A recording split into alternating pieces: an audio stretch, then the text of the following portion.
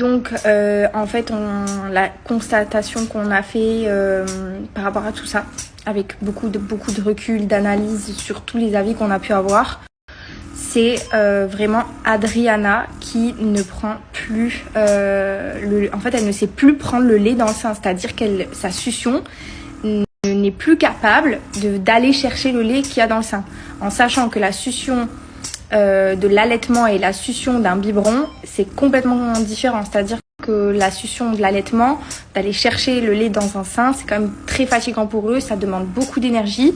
Alors je pense que le fait qu'elle ait eu la coqueluche, qu'elle a été très fatiguée, elle a vécu quand même énormément de choses en sachant que Adriana est quand même un bébé prématuré, même si elle n'est pas très prématurée, elle a quand même une petite prématurité qui fait que elle n'a pas les mêmes capacités de succion et de plein de choses en elle qui font que...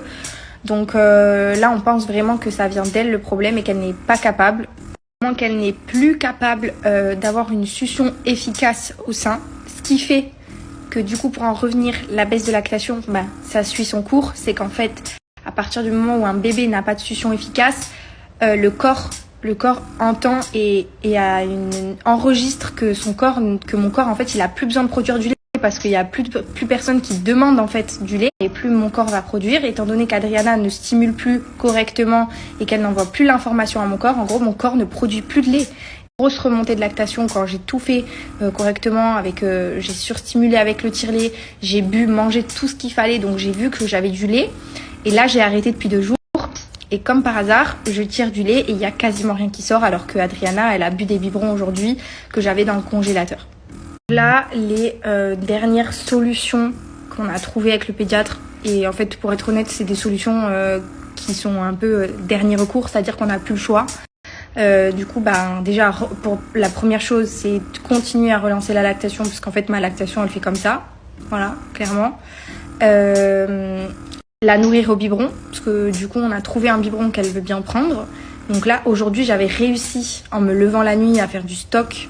Du coup, j'avais quelques poches au congélateur. Donc là, aujourd'hui, elle a quand même bien mangé au biberon. Donc ça, c'est une bonne nouvelle. Ça veut dire que finalement, elle a quand même de l'appétit.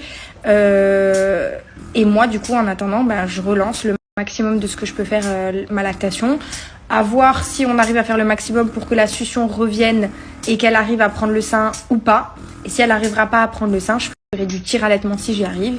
Et comme je disais, voilà, Georgia elle est passée au lait artificiel aussi, et pour autant ça fait pas un mauvais bébé, ça fait pas un bébé en mauvaise santé, ça fait de très très bons bébés également.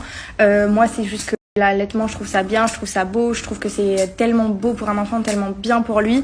Mais si je dois passer au lait artificiel parce que j'ai plus le choix et parce que j'arrive pas à rattraper tout ça, écoutez, c'est comme ça, c'est la vie, c'est pas grave, il va falloir que je me fasse avec ma fille.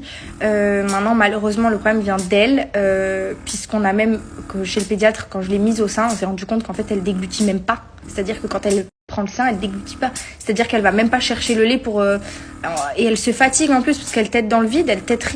Donc,